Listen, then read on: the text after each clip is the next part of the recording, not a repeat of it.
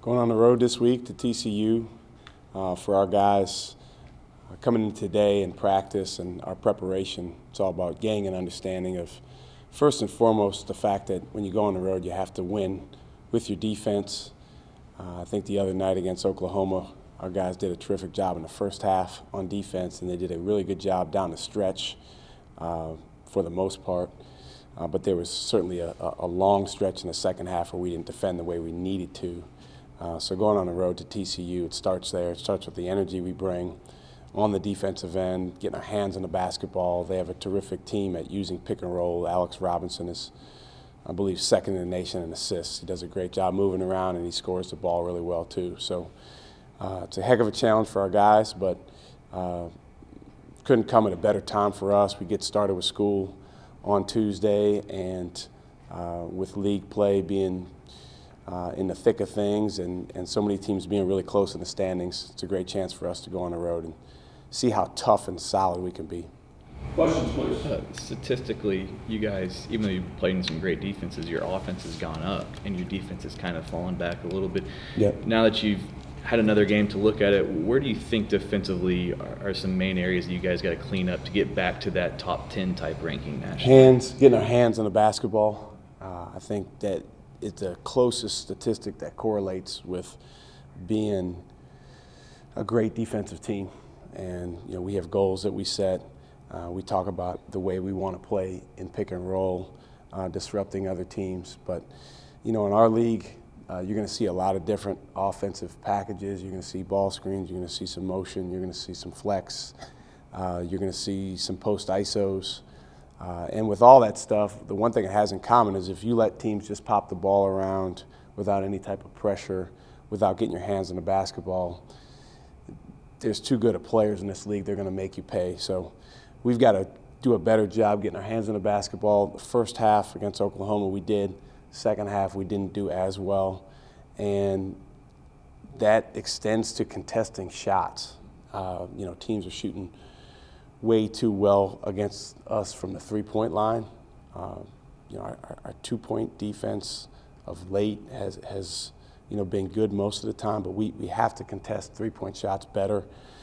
There's been some tough shots that guys have made, but then there's been some others where we can't be surprised that they rise up and shoot it from 25 feet. We got to have higher hands, and we got to keep our hands up until the guy decides to put the ball down on the floor. Would you say that the biggest worries right now, that would probably be number one, just perimeter defense? Especially during that three-game skid, I think opponents were shooting 40-something% in three there. Yeah, defending the three is a big deal. I think particularly when you go on the road, you have to make sure that you make them earn everything they get. And again, if they throw in a tough three, that's what good teams and good players do. But we always tell our guys they can't make enough of the really tough ones to beat you. It's more the ones that where you had a lapse or you didn't get a hand up, and you got to finish the possession. At the end of the half against Oklahoma, our guys were playing with really good intensity, aggressiveness. We got our hands on the basketball, the ball's on the floor. Then we dove for it and left Christian James open. He came up with the ball and shot the three in at the buzzer. So just got to finish those possessions out.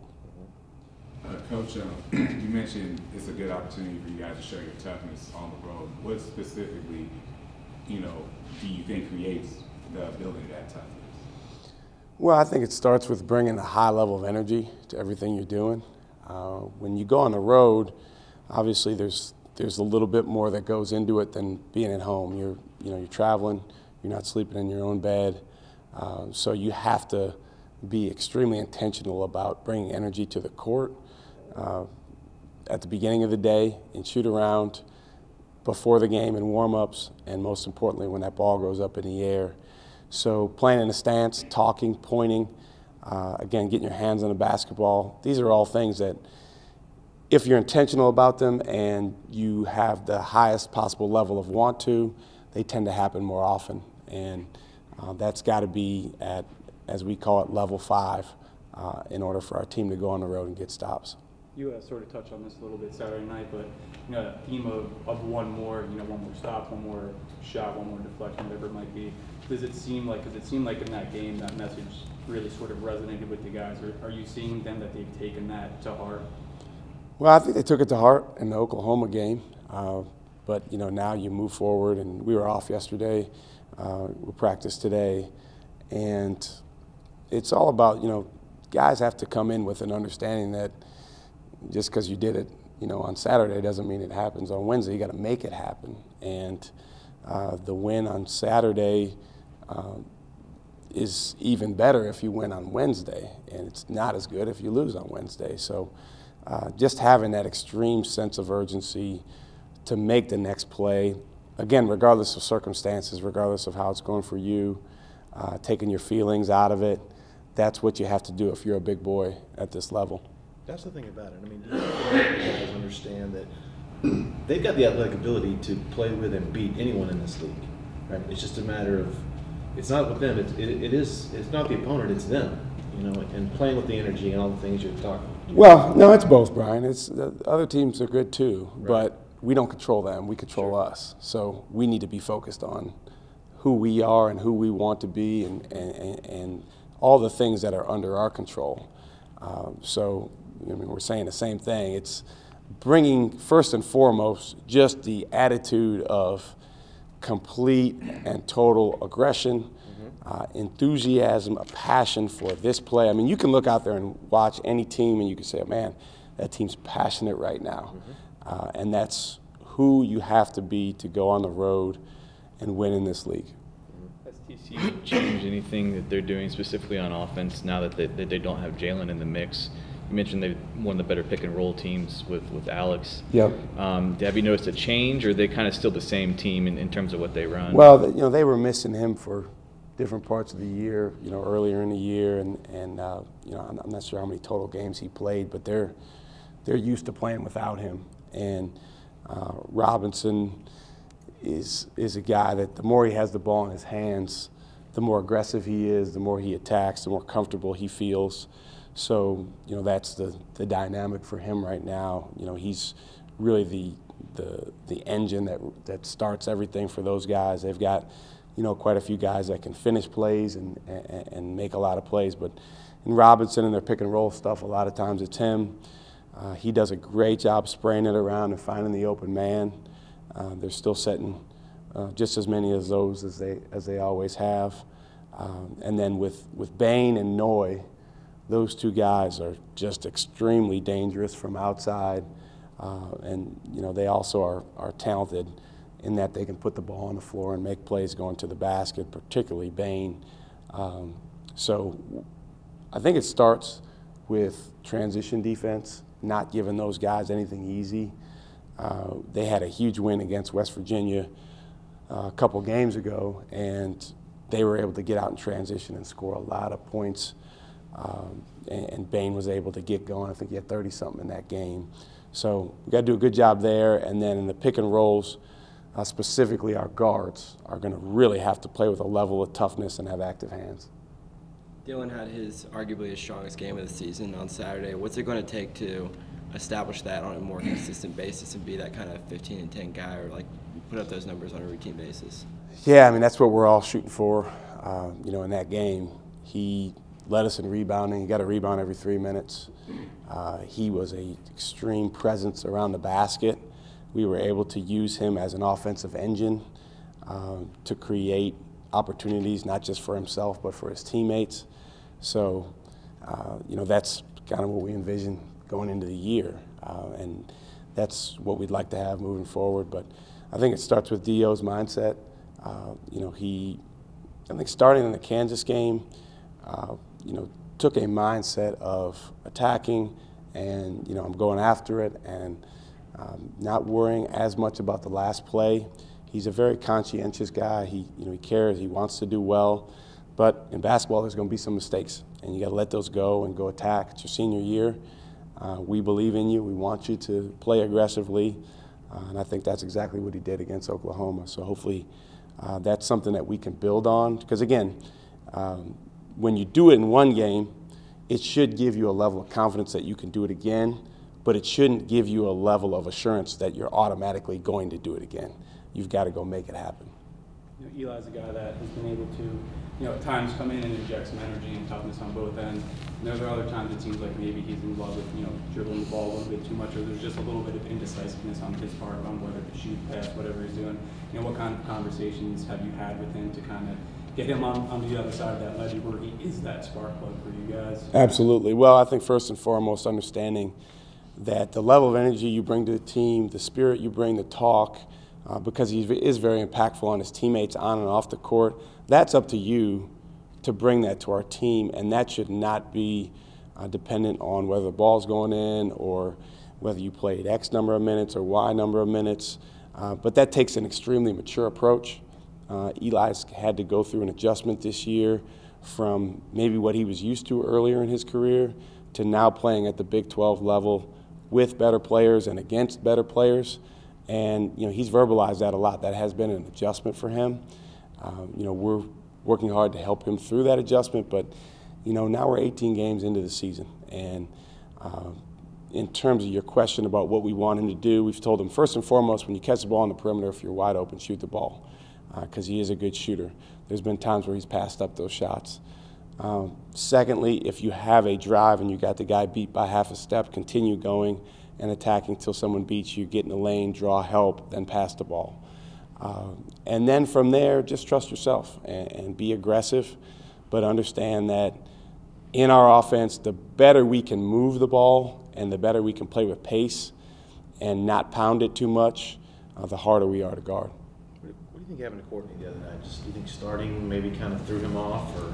Yeah, there's been a couple times with Courtney this year. This happened, I think, in our first scrimmage. It was one of our scrimmages early in the year, and then it happened the other night where it was his first time starting. Right. He wants it so bad. He has such a pure intention to help his team win that sometimes he can kind of cross over that line and get to the point where he's psyched himself out a little bit. And you combine that with the fact that he is a freshman and still learning certain things. There was a lot of plays the other night against Oklahoma where it was like halfway to where we wanted to be, but you don't make half plays. Right. They have to be all the way. So I think with Courtney understanding the areas where he can impact our team, that he can grab hold of and own right now, starting with the defensive end, putting a level of pressure on the basketball, getting his hands on the basketball, being a defensive spark plug for us, and then offensively taking care of the basketball, bringing a pace to what we do, finding teammates. He's a really good shooter. I'd say after Jace, he's as good of a shooter as there is on our team in practice and in drills. As we know, for freshmen, that doesn't always carry over right away, but I want him to take open threes when the ball comes to him. The challenge with young guys is a lot of times the ball finds them and they're open, but they're not ready. Right. Being ready to shoot, having the mentality that that thing may find me, so I got to be locked and loaded, that's something he's got to keep getting better at. I mean, he comes in here every day, he's shooting 300 shots, 500 shots, and he makes 80, 90% of them. But the game is different, and so it's a matter of making that adjustment. But I'm confident that he's going to keep getting better. Would you, 3-4 last ones, guys? Would you stick him out there again tomorrow or Wednesday night just because? Well, we'll see how practice goes. I mean, we always base things off of the way that the guys practice. But again, if he's willing to go out there and give us a level of spirit and energy and toughness, then I really like having him out there. Snoop kind of mentioned that he had taken a fall in practice, something like that. Yeah. Maybe he was a little banged up heading into the game. Is he, just from a health standpoint, is he 100% or maybe still a little hobbled at all? Or? Well, he didn't look hobbled on Saturday, when he was attacking. But you saw on the one play where he finished and then he was down on the baseline for like 15 seconds. So, it's pretty common with good players. And this is just poking a little fun at them, but it's pretty common with guys when they get the ball, they're a little bit less hobbled than they are when they don't have it. But Snoop is a warrior. He's such a good athlete that I kind of equate this to people that are great track athletes.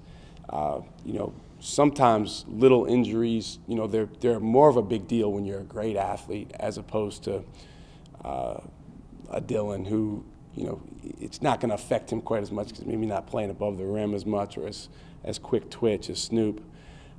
He took, it was a very, very hard fall. He literally was able to sustain 3 different injuries on one play. And was it just like a collision sort of thing? It was a collision. He was going to the basket. Royce went up and met him in the air, and Royce landed on him. And so Royce got banged up, and Snoop hurt a few different body parts on that play. But and he did not practice the day before Oklahoma. But he came in on Saturday, and he's like, somebody asked him how he's feeling. He said, never felt better. So as long as he's good up here, that makes all the difference. It's Dr. King's Day, Coach. Is there a quote or message from Dr. King that always resonates with you, or something that you remind the team of what today's about? Well, we'll talk about it today. I make sure every year to talk about it. Because this is a really, really big deal. And there's not a ton of national holidays. So, a while back, our country decided to dedicate a holiday to Dr. Martin Luther King Jr. So it's something that I make sure to talk about with these guys. In terms of quotes, I got a bunch of his quotes on my quote list. And the thing that I actually took my daughter, my wife and I took my daughter to Birmingham last spring in May, and got a chance to go to the Civil Rights Museum there and participate in some activities commemorating the Children's March there. And the biggest thing I took out of that relative to Dr. King was just his unbelievable faith and commitment to the cause, and obviously a much larger cause than anything that is sports related. But it is something that can relate to the things that we do, and that commitment and that faith was unshakable, again, regardless of circumstances. Literally being put in jail or having death threats, and just saying, no, this is what I'm about, this is what we're about, and we're going to keep fighting, we're going to keep battling. So, as these guys get younger every year, and it gets further removed from that time, that era, I think it's more on us as adults to remind them of how important a time period that was.